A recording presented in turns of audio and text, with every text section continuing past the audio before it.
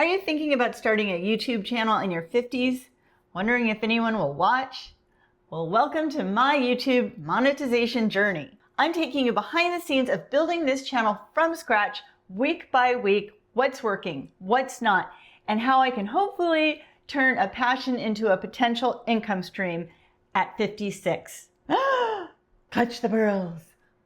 So whether you're 50 plus and thinking about starting your own YouTube channel or just curious about what it takes, this is for you. Hello, I am Tess, and this channel is all about helping women 50 plus reinvent themselves and live their best damn lives. And I know a lot of women 50 plus are thinking about starting a YouTube channel, but they have some trepidation or just uncertainty about it. So I thought it'd be helpful for you to watch me do it as a 50 plus creator, starting a channel from basically zero. So here's what we're gonna go over today. First, I'm gonna talk for just a sec about what monetization on YouTube actually means. Then I'll talk a little bit about my background and experience with YouTube and why I started this channel. And then we'll dive into the analytics. So we'll go into YouTube Studio and I'm gonna show you what my numbers look like right now. This is where I'm starting from. And last, I'm gonna share a tip of the week for anyone wanting to start a YouTube channel. This will be kind of a weekly thing. I'll offer one new tip a week. So subscribe to my channel if you want to follow me along on my monetization journey and see what it's really like to start a YouTube channel. So when people talk about getting monetized on YouTube, what they typically mean is the point at which you become eligible to join the YouTube Partner Program. Do I have a date in my tooth? And when you join the YouTube Partner Program, that is when YouTube will start paying you a portion of the ad revenue when they show ads on your videos, which is pretty cool. And the requirements to join are that you have 1,000 subscribers and 4,000 watch time hours within a 1-year time frame. So this will definitely be a challenge, but I'm up for it. Okay, so let's talk about the experience that I have. So this is actually my second YouTube channel. My first channel was a business-focused channel that taught a very specific niche of marketing. And sadly, it was just not as successful as I'd hoped. I did it for 10 months and I had about 200 subscribers, which I wasn't mad about. I mean, I know these things take time, which is very important to remember, but I was starting to realize a couple important things about this channel. So number one, I started to see that the people I was trying to reach, entrepreneurs or marketers in this hyper-specific niche, weren't actually looking for information on YouTube. So I hired a YouTube coach and she basically confirmed what I had thought, which is that my audience wasn't really on YouTube, they're on LinkedIn. But I didn't want to be on LinkedIn. I want to be on YouTube. And number two, and this is actually more important, I just wasn't feeling passionate about making these videos about marketing. So when I was first starting out, I knew I wanted a YouTube channel and I was trying to decide what my focus should be. And it was either between this marketing channel or a channel more like the one I have now, which is for women over 50. And honestly, I thought the marketing channel would be safer. It was something I'd done in my career. I knew a lot about the subject, but also it wasn't as personal. So the channel that I've got now for women over 50, I'm so happy that I started it, but at the time I was a little nervous about sharing personal information and my stories because it requires a bit of vulnerability and I'm actually kind of a private person. So it was a little scarier. But after doing this marketing channel for 10 months and first of all, not seeing a whole ton of success, but also realizing I didn't want to make videos about SEO audits or website best practices. I really wanted to help and build a community of Gen X women like me who might be navigating big life changes and wondering what's next. And I wanted to do that with a little fun and humor. So I started this channel and it just felt right from day one. This is the channel I wish existed when I was going through career burnout and a breakup at 54. It's the one I needed when I decided to start over and reinvent myself. And I'll admit it was a little bit bittersweet walking away from that other channel, but I don't regret anything because I learned so much during that time. And when I first started that channel, I had never filmed a video in my life. I had no idea what camera settings to use. I didn't know anything about editing, about lighting, about talking on camera. I was super awkward. And now, while I am nowhere near pro level, I have built a ton of skills that I can apply to this channel. And I'm going to be sharing all of that with you. Okay, now let's hop over into YouTube Studio. I'm going to share my screen and show you the numbers that I'm starting from. All right, so we are in YouTube Studio now, and I'm going to show you the numbers that I'm working with today. So I actually am starting this challenge after my second week. So I'm going to go through week 1 and week 2 But for the purposes of this video, I'm just going to call this week 1 because it's week 1 of the challenge, but I'm going to go over 2 weeks worth of data.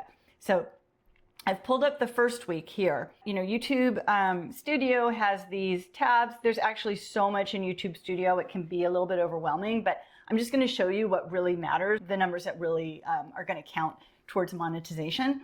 So if you look here, I've got 11 views in the first week. And I've got 0.4 watch time hours and 2 subscribers. And I will admit, those subscribers are both me.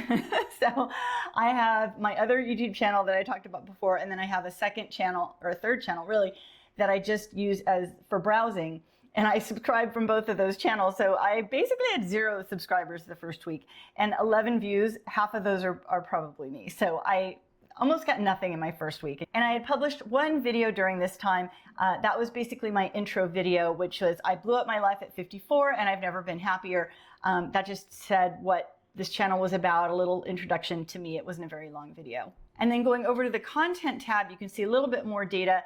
Again, 11 views, which is the same. Impressions, which are 52. And impressions mean how many people saw your video, basically your title and your thumbnail, like within the YouTube platform. So maybe they scrolled past it, but you know, when you're browsing YouTube, you see a lot of options that it suggests to you. So this 52 people saw it, and then 11 people actually watched it.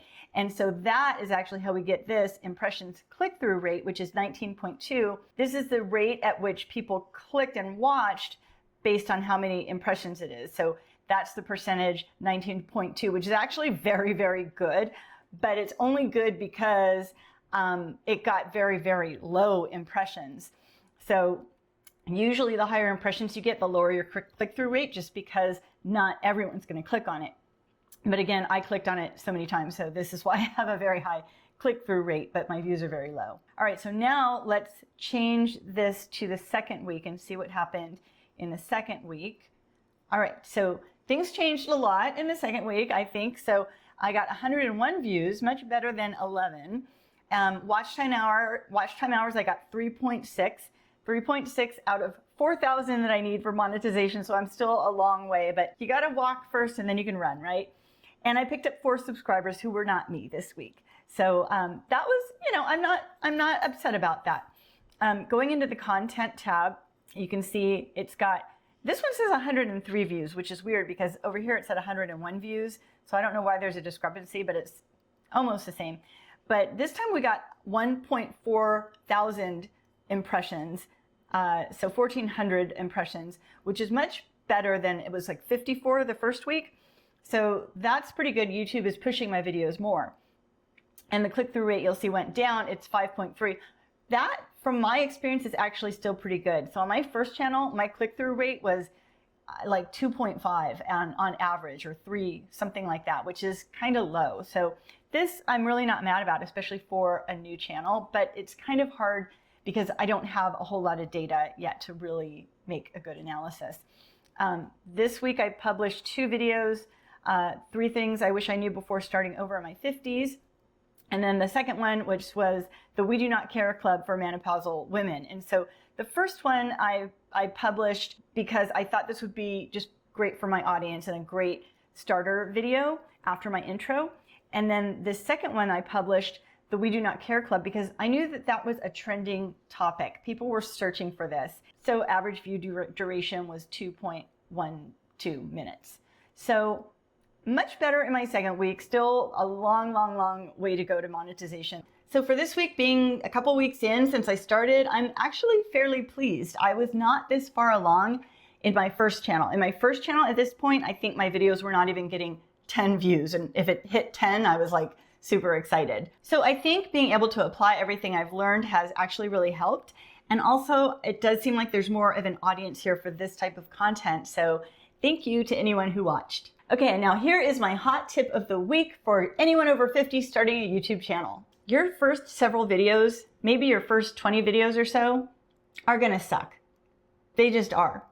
And while I know that may sound discouraging, it really isn't, because once you understand that and embrace and accept that, then that means you don't have to worry about chasing perfection. So your first several videos are when you're figuring stuff out as you go, trial and error. But that is all part of the process, and there's really no way around that. You can watch all the YouTube tutorials and take all the courses you want, but really nothing is going to prepare you the way that actually getting in there and doing it yourself does. It is good to prepare some, and trust me, I watched probably over 100 YouTube tutorials, and I even took a course before I started the channel, but my first videos still really sucked. The lighting was bad, I was awkward on camera, my thumbnails sucked. It takes time to learn these things, and that's okay, and you need to be prepared for that. From scripting to filming to editing to creating thumbnails, you have to do it yourself in order to get good. So think about it. If you wanted to play the piano, say, would you watch 100 videos about how to play the piano? No, you would need to get in there yourself, put your fingers on the keys, start playing, start with chopsticks, practice, practice, practice, and then you work your way up to Beethoven. But if you push through that challenge, you will find the joy. I honestly love creating these videos. It's just a great creative outlet for me, and even if no one watches, I'm proud of myself. Even those first few videos that sucked, I'm proud of them because I took the steps that so many people will not take, and I did it. And that's what you need to do too. Stay tuned for next week, which is week 2, and I will go over what happens this week. And if you want more, watch this video next. And remember, you're a bad mamma jamma. I'll see you next week.